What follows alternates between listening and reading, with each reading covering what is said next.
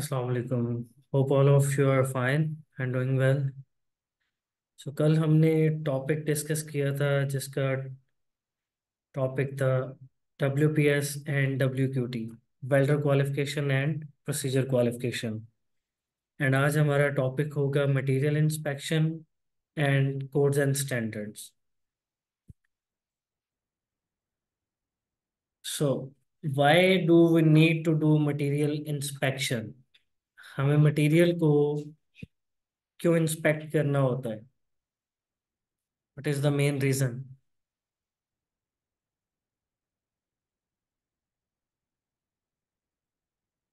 Yes please, animal.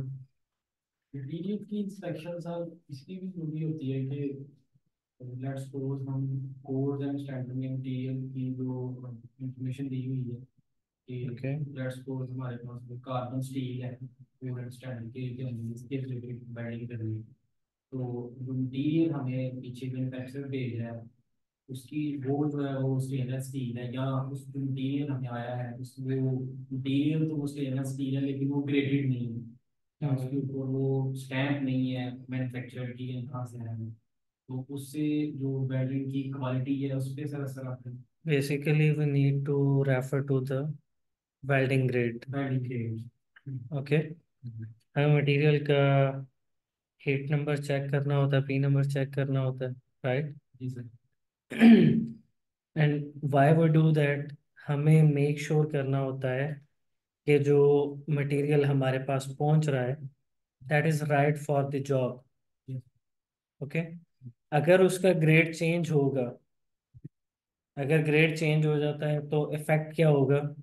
Material में changing मतलब रिक्वालिफिकेशन। जी that is why कि जब भी आपके पास मटेरियल अराइव होता है तो जो मटेरियल इंस्पेक्टर होता है उसने उसको इंस्पेक्ट करना होता है, चेक करना होता है कि आपका मटेरियल किसी किस्म के डैमेजेस वगैरह से फ्री है, कोई कंटेमिनेशन ना हो उसके ऊपर।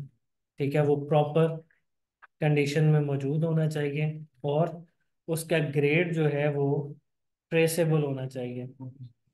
लाइक हम जो मटेरियल की PMI करवाते हैं, पॉजिटिव मटेरियल इंस्पेक्शन, उसमें चेक की जाती है मटेरियल की केमिकल कंपोजिशन। केमिकल कंपोजिशन, जी सर। अगर केमिकल कंपोजिशन चेंज होती है जी दैट मीन्स कि वो उस ग्रेड का मटेरियल ही नहीं है सर। जिस ग्रेड की हमारी रिक्वायरमेंट है। सो आर वो गोइंग टू वेल्ड? जी क्या हम उसे वेल्ड करेंगे? नो। कभी भी नहीं। ठीक है, क्योंकि अगर आपने यही मटेरियल देखना होता है तो इसकी रेफरेंस आपको कहाँ कहाँ पे मिल रही है?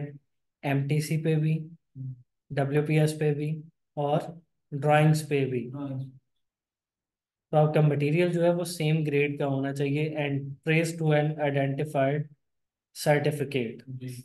राइट? सिर्फ ऐसा नहीं करना कि उसकी MTC आई तो उसी पे यकीन कर लिया कि MTC में उसने ये लिखा हुआ है, नहीं। अब अपने QC डिपार्टमेंट से भी उसको वेरीफाई करवाओगे। ओके। अब मटेरियल इंस्पेक्शन हमें किन किन जगहों पे करनी होती है? ये मैं आस्क हूँ, कहाँ कहाँ पे कर सकते हैं? प्लेट पाइप मिल पे भी करते हैं, ड्यूरिंग फैब्रिकेशन या कंस्ट्रक्शन पे भी करते हैं, after installation of material, using planned maintenance programme, outages और शटडाउन्स वगैरह पे भी आपको मटेरियल इंस्पेक्शन रिक्वायर होती है, राइट? सो डिफरेंट मटेरियल्स हैं जिनको यूज़ किया जाता है ड्यूरिंग फैब्रिकेशन, जिसमें ये कुछ नॉर्मल यूज़ होने वाले मटेरियल्स हैं। हाँ, इनमें टाइटेनियम, कॉपर, इस तरह के अलॉयज आपको कम ही देखने को मिलते हैं। वो बहुत रेयर प्रोजेक्ट्स होते हैं जिन पे आपको ये कभी देखने को मिलेंगे, वरना नॉर्मली स्टील्स चलती हैं। लाइक आपकी कार्बन स्टील है। ओके, कार्बन स्टील में आगे डिफरेंट टाइप्स आ जाती हैं। फिर आपके अलॉय स्टील्स हैं, अलॉय स्टील में टाइप्स आ जाती हैं, डिफरेंट ग्रेड्स हैं, डिफरेंट अलॉयज हैं आपके पास एप्लीकेशंस के अकॉर्डिंग। ओके। अब हर मटेरियल के अंदर हम कुछ अलाइंग एलिमेंट्स ऐड करते हैं during making of that material. इनको ऐड किया जाता है और इनका कुछ स्पेसिफिक पर्पस होता है। ओके। जी जी। हर एलिमेंट का एक प्रॉपर फंक्शन है, और हमें उसको देखते हुए, उसको फॉलो करते हुए देखना है कि हमारी रिक्वायरमेंट किस एलिमेंट की है। जी उसके अकॉर्डिंग आप वो एलिमेंट ऐड करवाओगे और अपना मटेरियल मैन्युफैक्चर करवाओगे। ओके। जी। जैसे फॉर एग्जांपल आयरन तो मेन कॉन्स्टिट्यूएंट है स्टील का। कार्बन स्ट्रेंथ और हार्डनेस प्रोड्यूस करता है। मैंगनीज टफनेस प्रोड्यूस करेगा। सिलिकॉन एज अ डीऑक्सीडाइजर है। Aluminium grain definer plus deoxidiser plus toughness भी प्रोवाइड करता है। राइट। जी सो आपको ये सभी याद होने चाहिए। ओके। बिल्कुल। लीड करते हो क्वेश्चन कर सकता है इसमें भी कि अच्छा जी ये मटेरियल है, तो उसके अंदर अगर हम ये वाला एलिमेंट ऐड करते हैं जी तो इस एलिमेंट का फंक्शन क्या होगा। राइट। सो इस पॉइंट ऑफ व्यू से हमें इस टेबल को भी रिमेंबर करना। Now we have two type of inspections. One is non-specific, second is specific.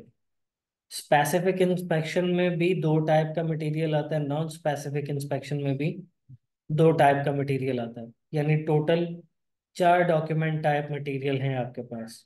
दो किस में है? नॉन स्पेसिफिक में दो हैं, स्पेसिफिक में। अब नॉन स्पेसिफिक में कौन आ रहा है? नॉन स्पेसिफिक में टाइप 2.1 डॉक्यूमेंट मटेरियल है।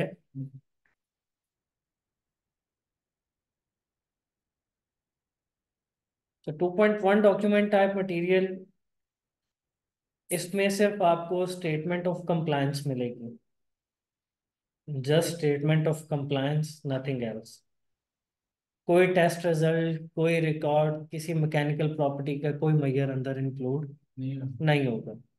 और इसे वैलिडेट कौन करता है? मैन्युफैक्चरर। नहीं। ऑब्वियसली जो बनाएगा वो तो कहेगा ना कि मैंने तो अच्छा बना के दिया आपको।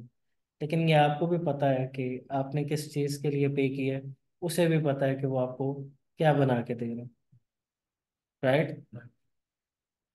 टाइप 2.2 डॉक्यूमेंट, इसमें आपको टेस्ट रिजल्ट मिलेगा but of non specific inspection. यानी नॉन स्पेसिफिक मींस जिसमें मैकेनिकल प्रॉपर्टीज का कोई मैयर नहीं होगा, सिर्फ स्टेटमेंट ऑफ कंप्लायंस होगी कि आपने जैसा रिक्वायर किया था वैसा मटेरियल बना दिया। बना दी। देन आता है टाइप 3.1 डॉक्यूमेंट टाइप मटेरियल। इस मटेरियल के लिए आपको स्टेटमेंट ऑफ कंप्लायंस भी मिलती है, टेस्ट रिजल्ट मिलता है जिसके अंदर मैकेनिकल प्रॉपर्टीज का मैयर आपको अचीव हो जाता है। राइट। लेकिन इसको वैलिडेट करने वाला कौन है? मैन्युफैक्चरर का ऑथराइज्ड पर्सन होता है। अगेन आपकी उस तक रसाई नहीं है। हाँ, जो टाइप 3.2 डॉक्यूमेंट टाइप मटेरियल है ये, इसमें आपको statement of compliance plus test result, each and every minor details मिलेंगी मटेरियल के रिलेटेड। और इसको मैन्युफैक्चरर का ऑथराइज्ड पर्सन तो वैलिडेट करता ही करता है। अब अपने क्यूसी डिपार्टमेंट से या थर्ड पार्टी इंस्पेक्टर जो डेजिग्नेटेड पर्सन हो, आप उससे भी इसको वेरीफाई करवा सकते हैं। राइट। सो नॉर्मली जब आप 3.2 डॉक्यूमेंट टाइप मटेरियल बनाते हैं तो जो मटेरियल इंस्पेक्टर होता है ना, उसको मैन्युफैक्चरर के पास डेजिग्नेट कर दिया जाता है।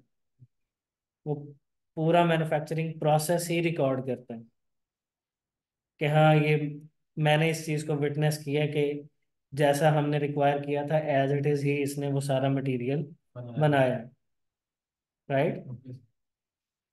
बिकॉज रिस्क नहीं ले सकते ना, इसकी कॉस्ट भी ज़्यादा होती है।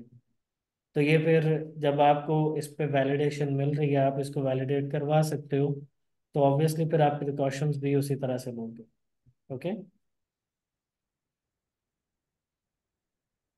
देन जो कुछ जनरल इम्परफेक्शंस आती हैं मटेरियल के अंदर, वो क्या है? सरफेस लैमिनेशंस हैं, सब सरफेस लैमिनेशंस होती हैं। फिर ये लैप, कोड लैप, इस तरह की चीज़ें मटेरियल के अंदर आ रही होती हैं ड्यूरिंग मैन्युफैक्चरिंग, और ये पुअर ग्रेडेड मटेरियल्स की निशानी है। जितना भी पुअर ग्रेडेड मटेरियल होगा उसके अंदर आपको लैप, कोल्ड लैप्स, ये लैमिनेशंस वगैरह नजर आएंगी। लैमिनेशन अगर सरफेस पे है तो आपको इस तरह से विजिबल हो जाएगी जैसे यहाँ पे ये नजर आ रही है। ओके। और लैप, लैप आता है हमेशा सरफेस पे, ऊपर वाली साइड पे भी हो सकता है, नीचे वाली साइड पे भी हो सकता है। लैमिनेशन आती है साइड्स पे, ये ऊपर नहीं आ सकती, ना ऊपर हो सकती है ना नीचे हो सकती है, ये इन बिटवीन मटेरियल हो सकती है या साइड्स पे आ सकती है। Right. Then we have some rust grades.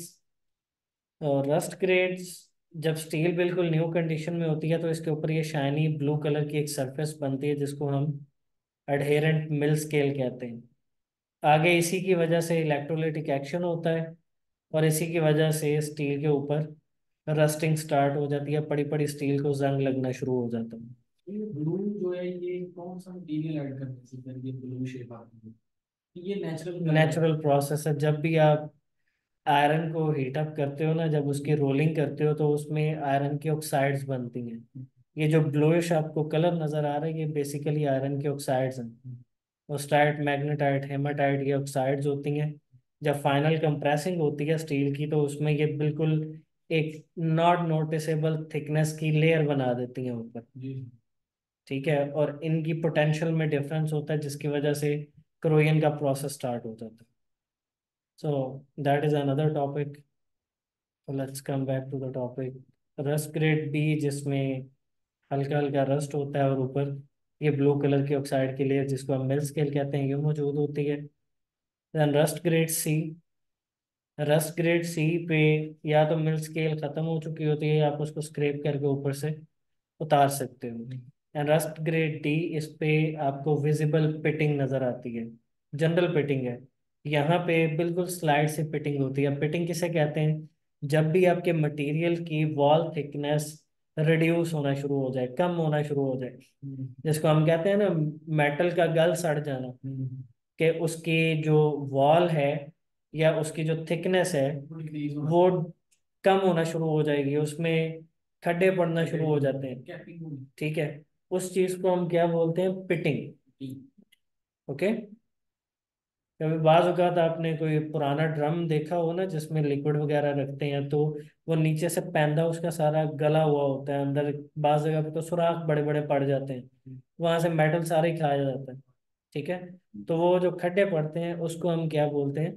Pitting. Okay. So section number 8. In section number 8, we have some definitions. कुछ definitions हैं जिनको हमें कंसिडर करना है और जिनको आपने याद रखना है।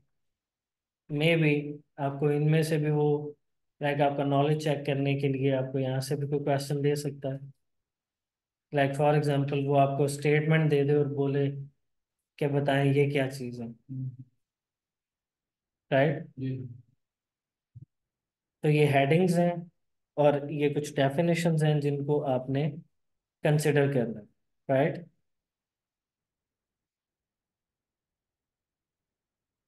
So normative document that provide rules, guidelines, and characteristics for activities of their results.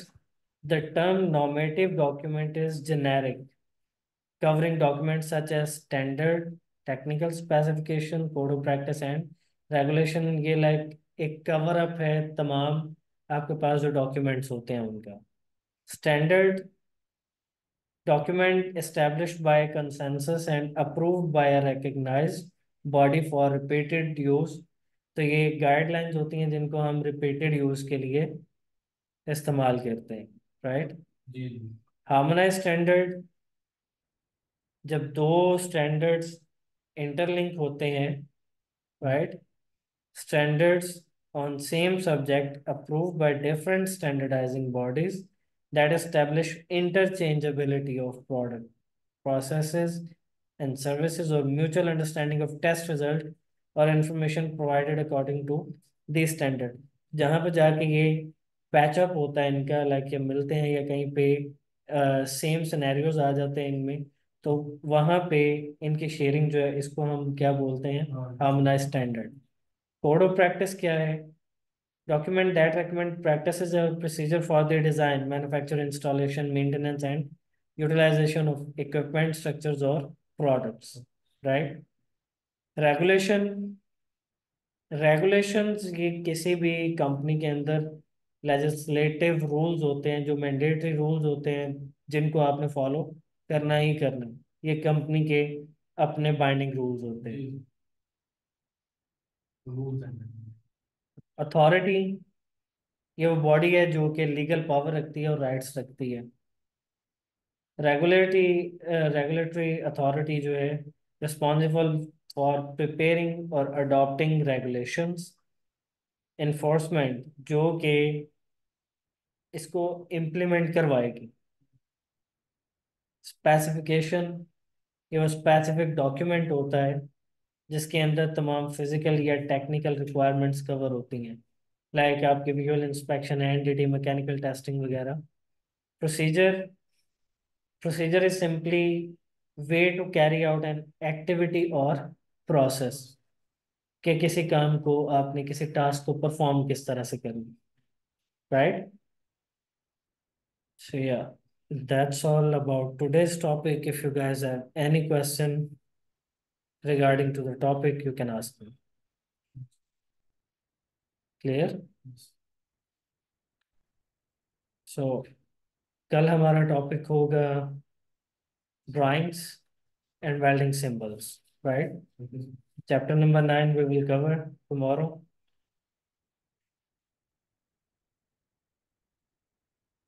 Okay, guys, take care. Allah Hafiz.